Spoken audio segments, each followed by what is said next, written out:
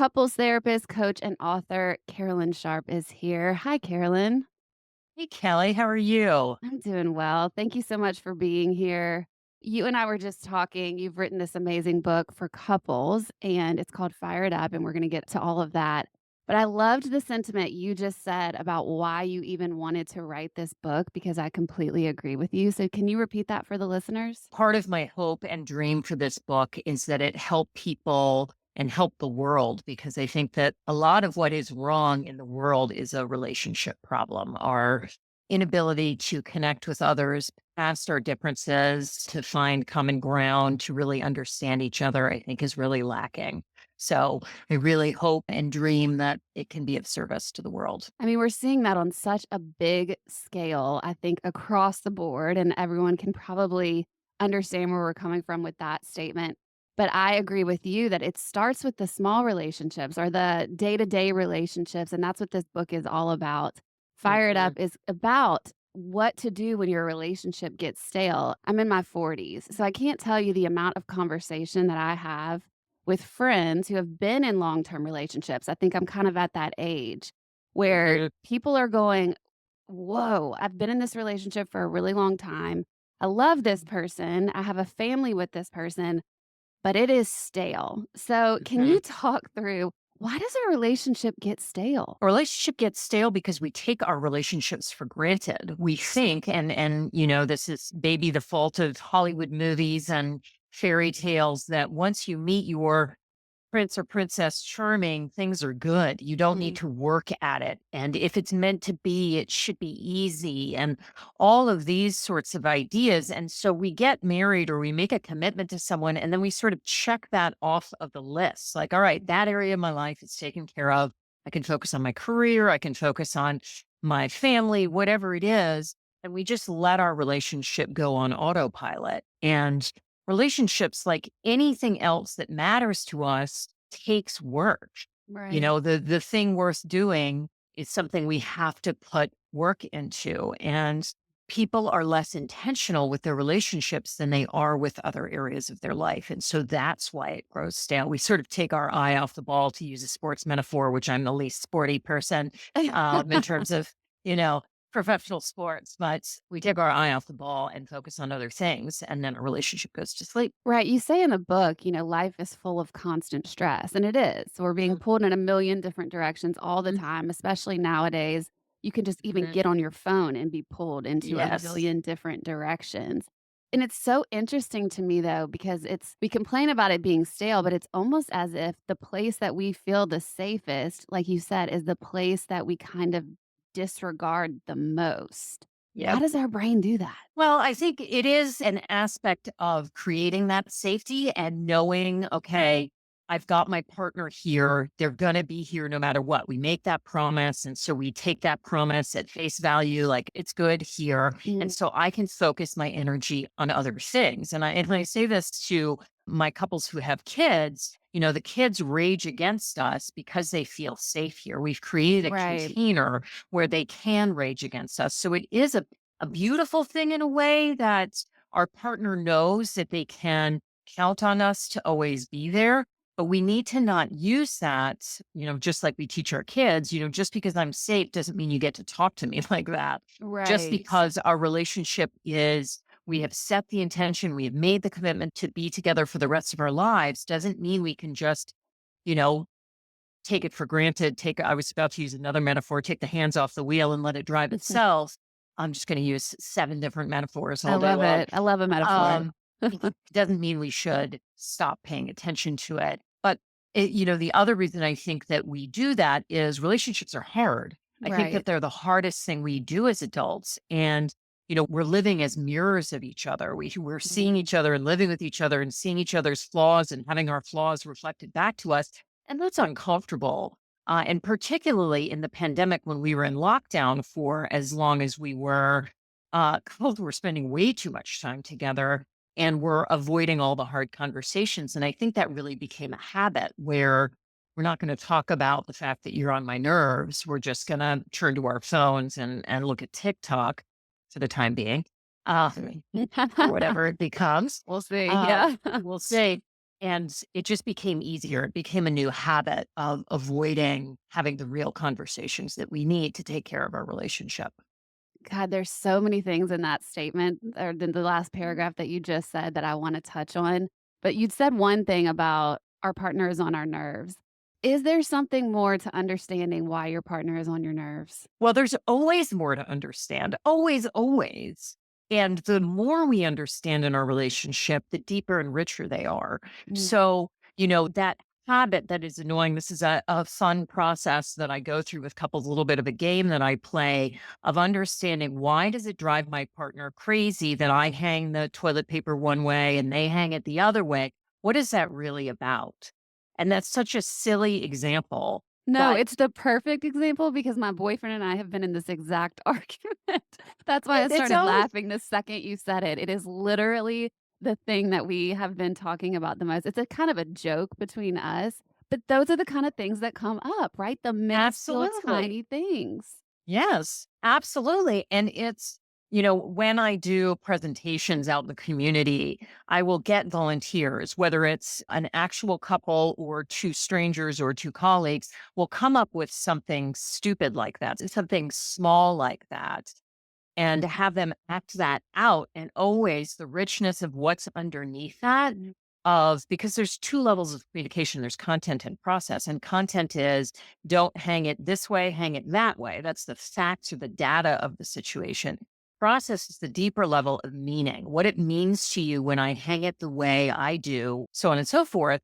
And getting to that meaning provides so much richness to the relationship to understand that when I hang it the way you don't like, it means to you that I'm not listening to you, that I don't value you, that what's important to you isn't important to me. What? You're making that meaning out of me hanging the toilet paper in the way I am? Well, yeah, because otherwise, if it didn't mean something to you, you wouldn't get annoyed. You wouldn't get Right. upset. And so helping couples focus their energy to why does this matter in the first place is like a mind blowing experience for them. And this can happen in our romantic relationships. It can happen in our friendships with our siblings, whoever.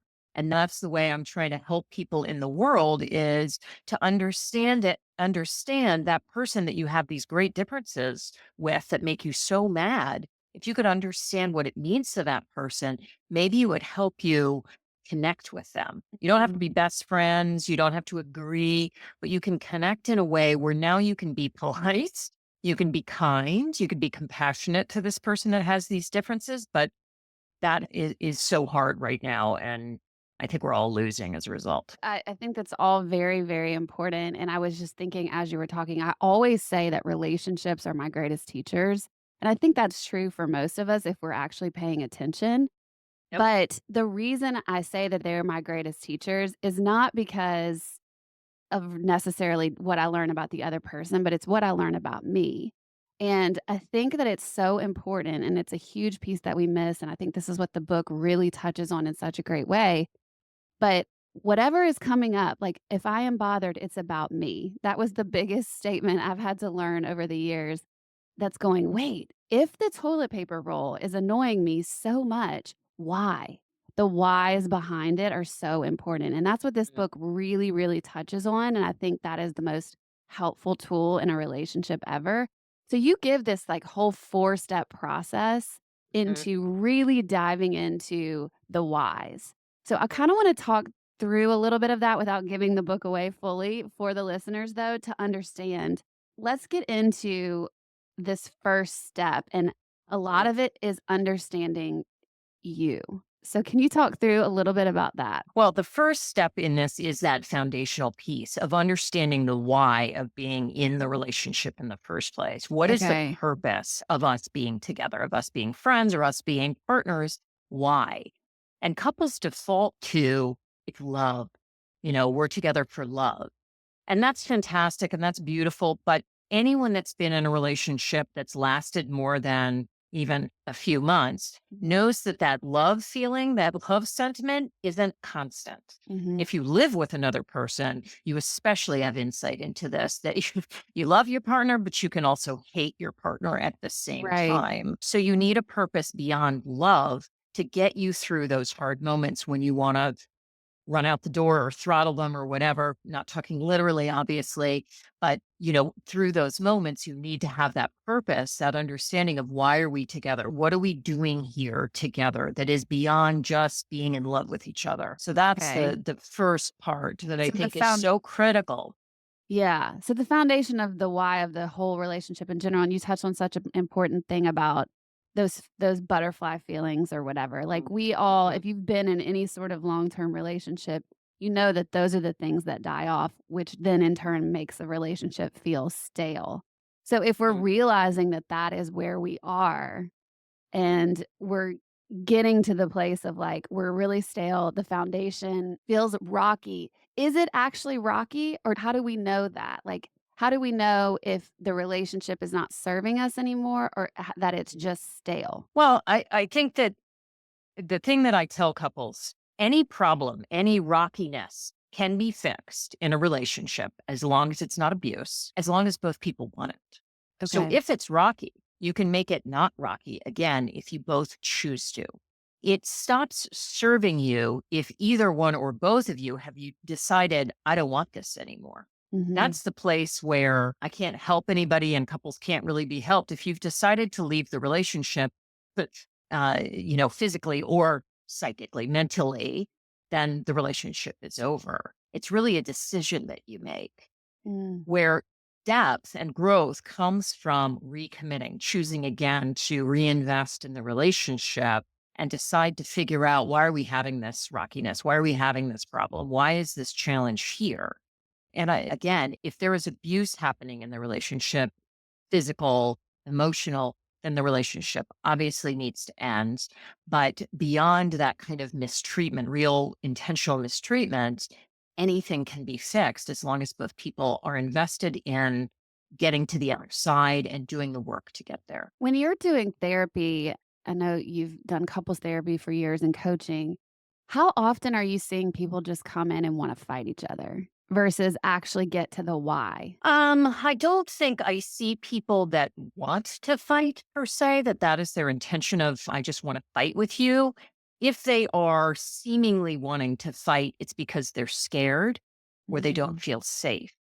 And I'm differentiating between that in the sense that I don't feel safe to be myself. And so I need to keep this armor up.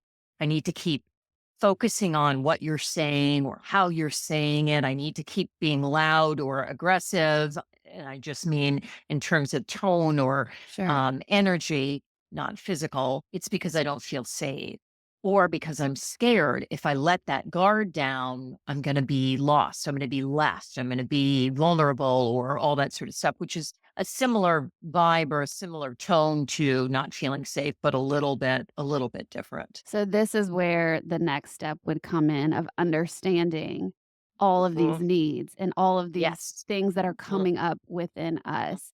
And I wanna Yep. talk a little bit about that because I feel like you can go on your own journey of Mm, self-exploration, mhm. but until you get into a relationship, I'm not sure you can go as deep.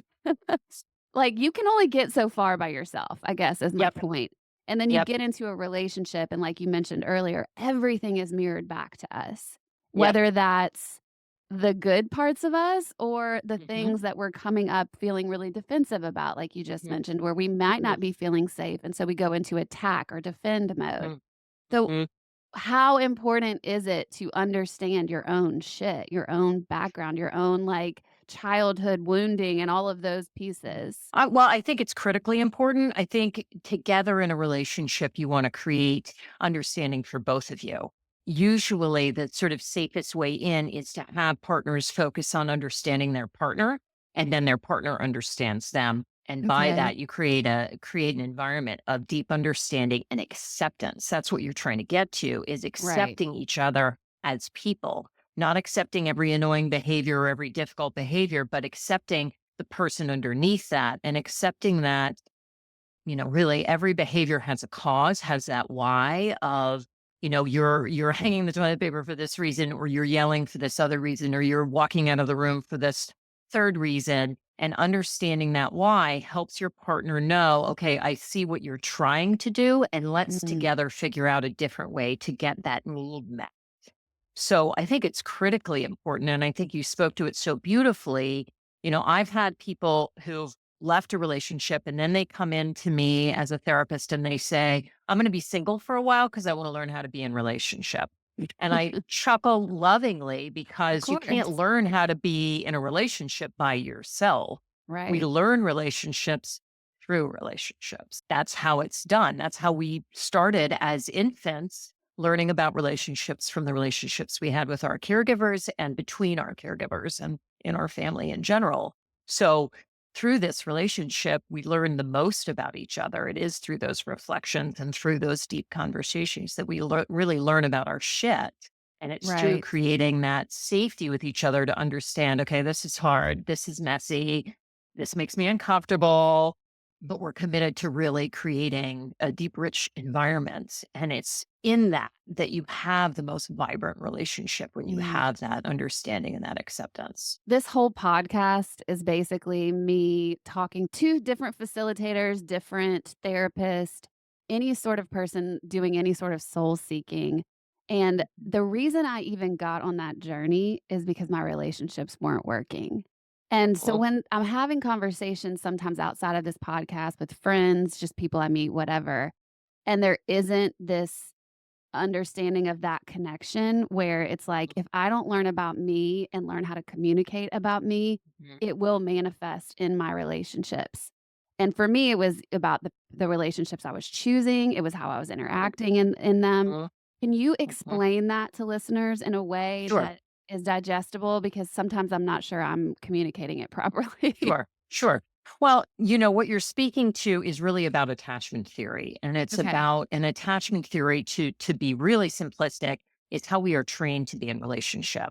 We attach to our caregivers, to our parents. We are dependent on them, and through that relationship, we learn about the world and what's safe to do, what's not safe to do, how we're supposed to feel, how we're supposed to express or not express our feelings. We are trained and given a style of relating based on what we are taught is the right way to be, the Mhm. wrong way to be, the safe way to be, the unsafe way to be. And then when we are adults, we create new attachments somewhat with our friends, although those are really sort of different because there isn't as much riding on them as Right. our partnerships, our romantic partnerships. And so in that choosing, we are looking for, and then there's some research here that is super fascinating. When we are sort of hooking up, quote unquote, our brain is looking for genetic difference because hooking up is about spreading genetic seeds, so to Okay. speak. Is that And why it's then so exciting to us? that's why it's so exciting Okay. because we are, we've got all the passion, we've got all that sort of Right. stuff because as a species, we're looking to spread, diversify the genetic makeup of the species because a healthy species is a diverse species. Mm. Because, cousins having sex with cousins, you're going to have someone that's going to have some pretty significant genetic challenges Okay, because right, there yeah, isn't enough diversity in that species. Why, yeah, we're not supposed to hook up with our brothers. right. Gross. Um, sorry, Andy. That's my brother's name. Anyway, um, and so when we're hooking up, we're looking for genetic difference. But then flip to 6 to 18 months later, which is when we make the switch to pair bonding or mating for life, our Mhm. brain switches to look for genetic similarity, what feels and looks like what we are used to. So then Oh, we're looking for what we came to understand was normal in relationship. So you would look for the dynamics, and this is where the expression "I married my mother" or "I married my father" right. sort of thing comes from, although it's not that linear a connection. It's more about the dynamic you experienced growing up. So if Mm, you grew up in a family where performance was the norm, like you had to perform and be the best in order to get acknowledgement, that's what you would choose in a dynamic in your relationship, or a high conflict environment where everybody, like I grew up in New York State and sarcasm and blunt directness was the thing. And then I married someone from Southern California where directness not the thing. And we had to navigate that because my directness was a little much for him, so on and so forth. But we reenact the dynamic that we experience in childhood of, my husband feeling criticized or like he had to perform and me feeling like I had to take care of myself, you know, all of these things become reenacted. And so that's why people choose, feel like they choose badly. You don't choose badly. You choose a dynamic that is familiar. And through, in each relationship getting healthier, working through with that partner, all right, I think I'm reenacting something. Help me not do that anymore. Yeah. You evolve past that such that you're no longer looking for that. I love that explanation because I used to say, "My picker is broken," and Right. I quickly have realized that doesn't help me at all to say it that way, and actually, my Mhm. picker is doing exactly what it's supposed to be doing for me to heal. So Yes. it's literally picking the person that's going to trigger me the most so that I Mhm. finally address what is still unhealed within me. Yep. Which was, like, Exactly. mind-blowing to realize even though it seems really simple, I thought, Yep. and the more I talk to myself in the way of, like, "My picker is broken," the worse it gets for me because it's only Yep. taking a shot at my self-esteem and making me feel like I'm so messed up beyond repair that I shouldn't Yep. even be in relationships like your patient said or your client Right. said. Yep. Like, I'm Yep. gonna go off Well, and fix myself or something, like we're right. something to be fixed. Yeah. Right. And that to that question earlier of, is there a point that the rockiness indicates that we should move on? I Yeah. will regulate tell couples you picked each other for a reason Right. because there's opportunity to heal. If you choose to leave this relationship, chances are you're going to have this exact same dynamic in your next relationship. And Yep. that's what happens over and over and over again of like, oh, phew, I'm out of that relationship. I don't have to deal with addiction or I don't have to deal with Right. yelling anymore or a high conflict. And then it shows up in the next relationship. It looks a little different, but it's usually the same experience in relationship of not feeling safe, not feeling good enough, not feeling lovable, Yep. not feeling wanted, whatever it is that you felt in that previous relationship. Unless you've figured out how to not do that anymore, chances are it's going to come alive And again in the for next relationship. right, and for me, it was always actually worse or bigger. The magnitude of how it was showing up was bigger because it was trying to get my attention. Yes. The things inside of me were like, "Okay, we gotta really work this stuff out. It's time." And so then I would pick someone else who, like you said, looked very all of my partners have looked so different on the outside. If you looked at my partners from a physical perspective, you would say she doesn't have a type, but I have a type. Mhm. I said Or I had a type, you know? And yeah. so until I was ready to do the bigger healing, it was gonna keep showing up. I do think it's important, I know you touched on this earlier. For me, I'm in a relationship now with a partner who wants to do the work on himself and with me, and so it's been a Mhm. beautiful experience. I think we met each other at a time in both of our lives where we were like, "Okay, jig's up, like, this is Yeah. happening. We've done our enough of our own healing to know that there is this about me that is ready to be Mhm. worked out, and so we can work together." But then I've been in relationships in the past where it was never going to be that because the other person wasn't in that space. So Mhm. it is very important. I just want to say that for the listeners, like, and you can't force someone to be ready unless want to themselves. I spent Yep. many years trying. I'm just trying to save you guys the time that I Yep. wasted, it felt like. Yep. Yep. There's only one person we can change, and that's ourselves. And the amount of Right. time couples waste trying to get their partner to function more like themselves or Mhm. force them to do the work, you can't do that. Mel Robbins talks about this beautifully, in the sort of let them, her new book, Let Right. Them, let your partner be your partner. Critically important. That's that acceptance piece. We can inspire our partner toward growth. We Right. can't force or arm wrestle them into it. It is about recognizing I haven't made it safe for my partner to want to do the work with me because you would really benefit from therapy, which translates to the partner as my partner thinks I'm broken. My partner thinks I'm the Right. problem. And then they get defensive and then they don't feel invited and they don't feel Mhm. accepted. They feel shamed. And who feels shamed and then wants to go open that up versus an invitation of, I really want to have a richer relationship with you. I really feel like Mhm. I could learn a lot through you. Let's take on this journey together. That sounds different from we need therapy and Right. you have to do this with me, or you need this program, or you need to read this book. I don't recommend that for anybody. I've It done doesn't all of work. those, by the Yeah. way. That So have didn't go I, so and well. yeah, no, it never does. No, Never and does. the second piece of that one for me was always when people show you who you are, believe them. Because I would be like, Yes. I don't really know." Like, Yep. I think maybe if we just have one conversation that hits right, this person won't feel that way or they'll change or whatever, and I was trying to actually change who the person was, and that's no, it's really again, that was about me and my own stuff, so Yeah. um, let's talk a little bit when you get into the next step, one of the main pieces that I just genuinely think is so massively important, repair. So conflict and repair in relationships. In the book, like if we're walking through the steps a little bit, you decide what, the foundation of the relationship comes up. Why are we in this? Then you really get to know your own stuff, how that's impacting your relationship. Then you get to this piece that's like, okay, well, how do we work together? And I don't think this is talked about enough in our society, the importance of repair. The more I've learned about it, the more I've experienced it, the more I'm like, this is the most crucial piece to all of my relationships Mhm, ever. Like, it is mhm, literally it. It's the thing. So, mhm. what does repair look like? Because I just genuinely don't think anyone even knows conflict Yeah. into repair. Yep. Well, and the piece that I think is so crucial to mention is we don't learn from everything going well. We don't Right. learn from comfort and things being perfect. We learn from mistakes and Mhm. failures.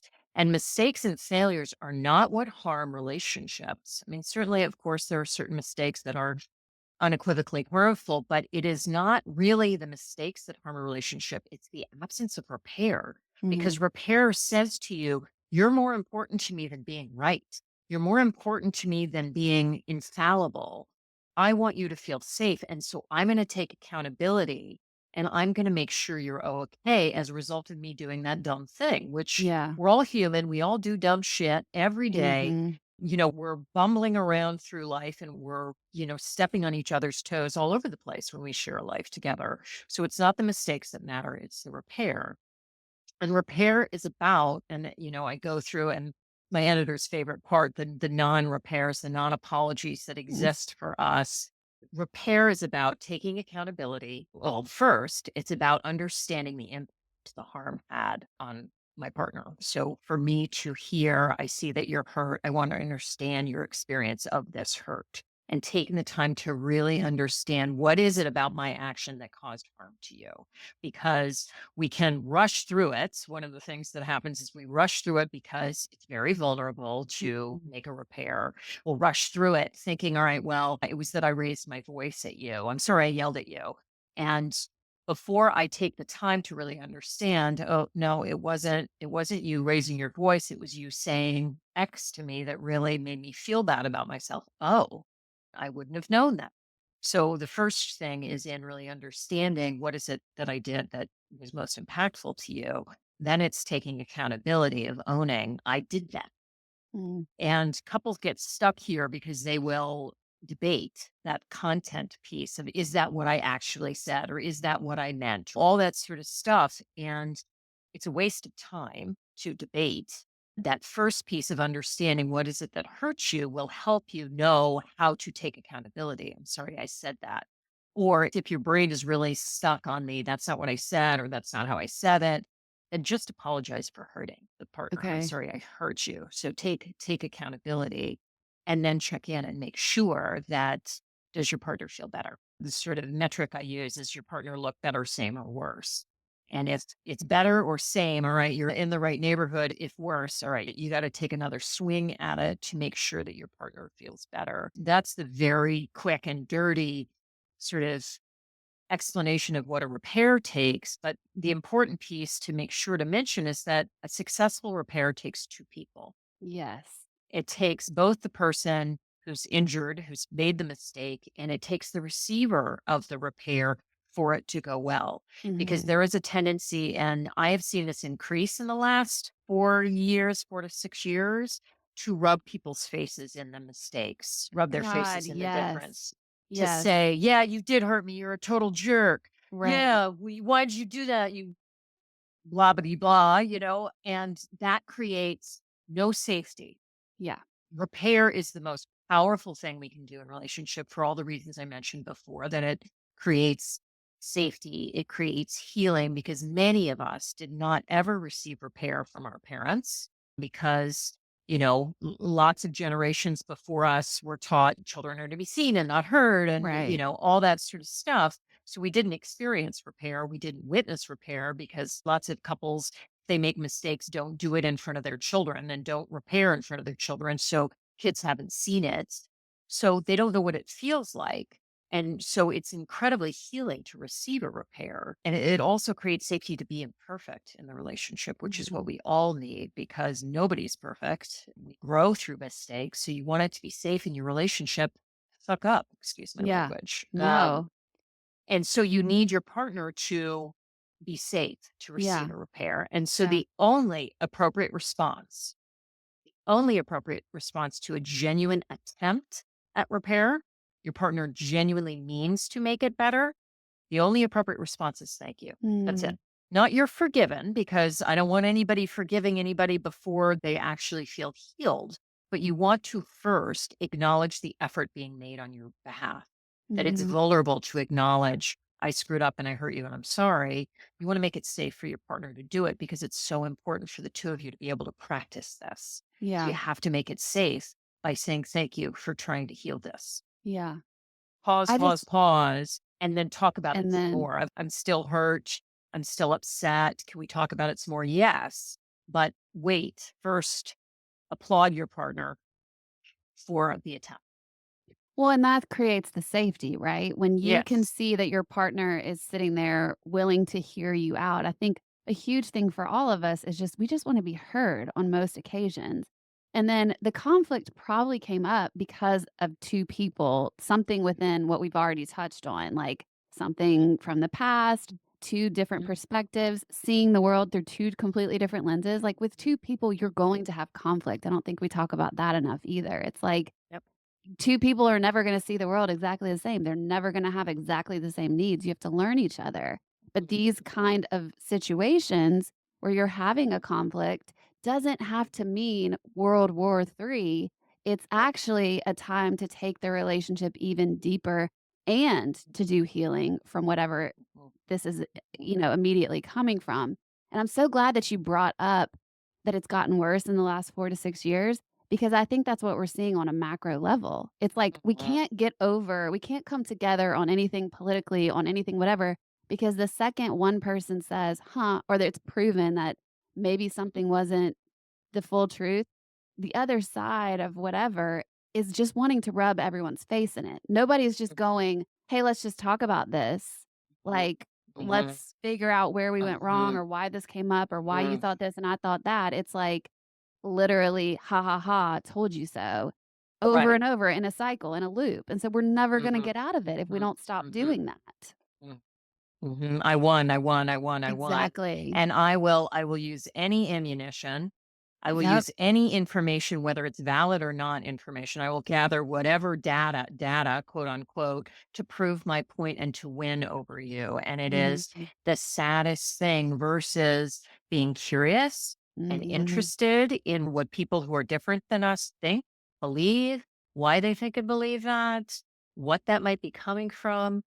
There's so much power and benefits Mhm. in doing that, and yet it isn't happening at home. This is Right. what I'm seeing with couples, that they're not curious. They're not being interested in what is causing this conflict. Mhm. And the other truth that I would repeat over and over again till I'm blue in the face is every dynamic, almost every dynamic, nearly every single one takes two people to exist. So any Mhm. problem that exists in a relationship, there are two people participating in it. Mhm. Certainly there are some exclusions, but almost all. And when mistakes happen, if you really pay attention and are curious and interested, you can trace it back. I'll have so many couples come in and go, and this came out of nowhere. All right. That fight that you're saying just blew up out of nowhere actually started like 4 days before when you didn't Right. kiss your partner goodbye, And then when you were on your phone, when they asked you a question, this adds up over time. And so them Yeah. yelling at you out of nowhere and calling you a name or using a tone isn't out of nowhere. And if you Yeah. trace it back, you can find your part in the process as well. And that's where the real growing and the deepening and the intimacy comes, is really looking at how could we make this better? How could we make this healthier? How could we prevent that fight from ever happening again? You can. Everybody can. I think you touched on something so brilliant at the beginning of this, that we think we can just get married. We can build this life, this little fantasy, fairy tale, whatever, white picket fence. That is what we have been taught is the Yep. goal. And then it stops. Our growing Yep. stops. Yep. And my understanding of life has completely changed. And so I wonder what you feel about this. But like, I don't think we ever stop growing or learning. Or if we do, that is to a detriment of our life, our relationships, everything. Like, the more Mhm. you can stay Mhm. open to this is a constant growing, evolving situation, Mhm. then the more your life will benefit. Do you Yep. feel that way? 100%. I mean, Yeah. it's science. It's everything that, if you're a gym goer, you don't Right. stop going to the gym once you reach bench Right. pressing, whatever, 200 pounds. You're not going to be able to maintain that strength unless you work at it. If you're a gardener, you plant a garden. If you don't weed that garden, if you don't water that garden, if you don't fertilize that garden, it will stop producing. Right. We have to continually practice our skills to keep growing. And as humans, we're continually changing every day, something different. Whether it's, like I'm on the slow downhill. I'm, in my 50s. So I'm, slowing down, working to keep up on the Peloton so that I don't slow down too fast. But, everything is changing in my body. Everything is changing in my husband's body. We have to Right. adapt to the changes that go. And the societal changes that are happening. My field has changed as a result of, Mhm. now mental health care is largely online. The Right. majority of therapy is happening online now, still happens in person, but that has evolved as we grow and learn more about the human brain. That evolves. Mhm. Podcasts, Mhm. social media, everything is changing around politics. Good golly, all the Right. things that are changing as a result Right. of the political climate in the US and beyond. And so that impacts our relationship. It impacts us individually and it impacts our relationship. And if we're not adapting to that, our relationship goes to sleep. Yeah. Well, the fourth step gets to what I think everyone would probably get into couples therapy thinking was the whole reason they were there, Yep. and that's Yep. intimacy, sex, the Yep. passion, and that is what Mhm. my friends are coming to me saying, like, Yep. "Oh, we haven't had sex in however long," or "The Yep. passion's dead," and Yep. our, I think, quick response to that is, "Maybe I need to get a divorce," or "Maybe this Yep. relationship's over," and people Yep. quit. And Yep. actually, all of the little steps that we've talked about up until now Mhm. get to probably the deepest version of that you could Mhm. ever desire. But it doesn't look easy or pretty or any of that stuff. So let's get into that a little bit. Are you seeing people just want to skip the step and go, why can't I have the sex I was having at the beginning of this relationship? Like that died. So, like, it must be Yep. over, right? Yep. Yep. Yes, they absolutely want to skip the step, and I drive everybody crazy by making them do the steps. Right. I'm always careful to acknowledge just because I'm making you do the work doesn't mean you can't be curious about, be interested in, and be introducing play and fun and mystery into your relationship, even if it's not sexual Hmm. play and fun. And in doing so, you may wake that part of your relationship up. The best sex, the best romance, the best intimacy is going to come as a result of doing all of these things. Right. And PS, it's also those same components that help you have the really rich, fun, amazing, Right. mind blowing sex. If you feel accepted and understood sexually, if you are understood about what you like, what feels good, what turns you on, all of that sort of stuff, sex gets better. Right. And so many couples skip that step. Communication, knowing how to talk about that. And some of our puritanical roots way back when to the country's beginning really monkey with.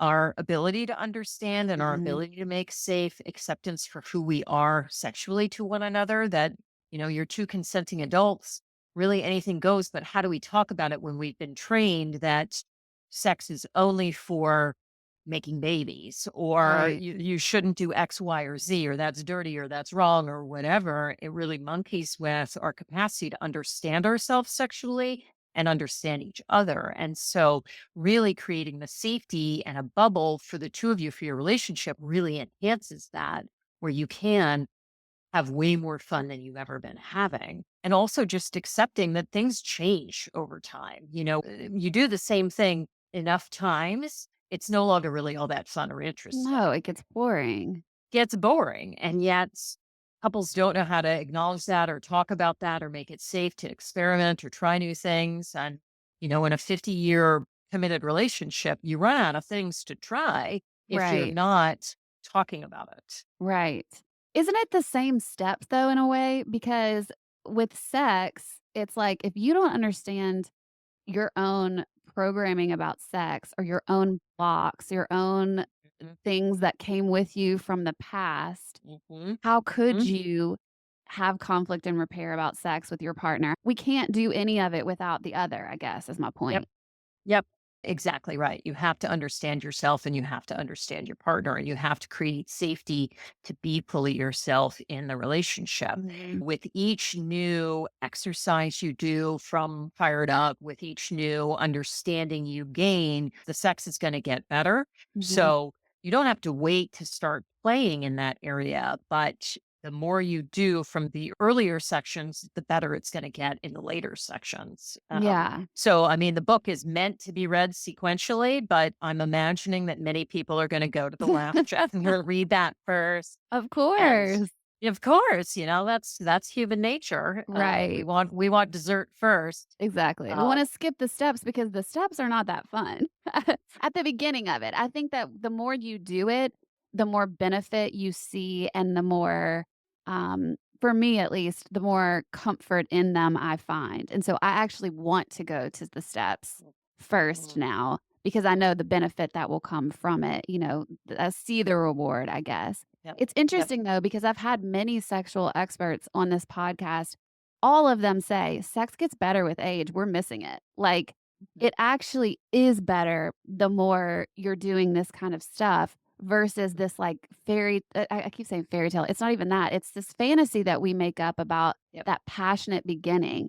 Because really, if you get to the depth of sex with your partner with all of these pieces that we've talked about, Mhm, it's mhm, better than that rando crazy vacation sex yep, you had with, yep. Palo or whatever I'm making up. But I do that's what people go to, and these are the conversations I'm having with my friends where it's Mhm, like, "Oh, I just want a weekend tryst with blah, blah, yep, blah," and it's like, yep. it's really not as satisfying as I think people are making up in their heads. Right.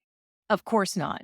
And there is something about a stranger that allows us to be totally uninhibited. And there Right. is safety in not knowing the person you're having sex with because they don't see your, whatever crusty toothbrush on the sink. They don't, have to do your laundry, all that sort of stuff. And Esther Perel is wise and wonderful in Mhm. talking about a lot of this. And so there is something in that fantasy of not being known, but what we're really actually craving is being able to be completely free.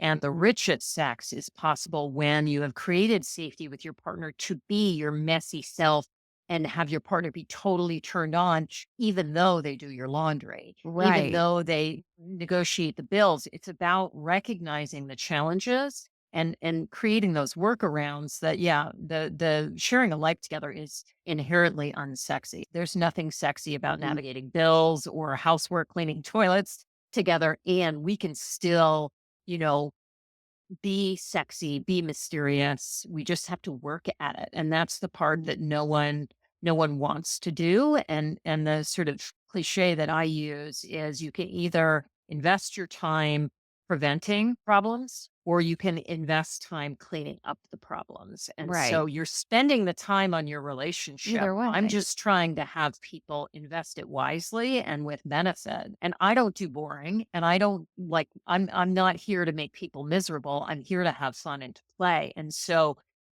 with the right spirit, any of this work in the book is meant to be fun. It's meant to Mhm. be an exploration that can be silly and playful and lighthearted, even as we're talking about painful stuff. Yes, I love that the whole point about you can either do it now or later, and I think that's one of the things we miss in relationship. Like you said, the gym analogy is always a good one to me. It's like if you wanna be in shape, you have to go work out, and it's the Yep. same with our relationships, with our inner work, it's all the same. For some reason, we've been brought up to believe you don't have to do work around this or you can stop doing work. Like, these are Mhm, continual mhm, processes just like mhm. everything else. You want the results, you have to do the work. Yep.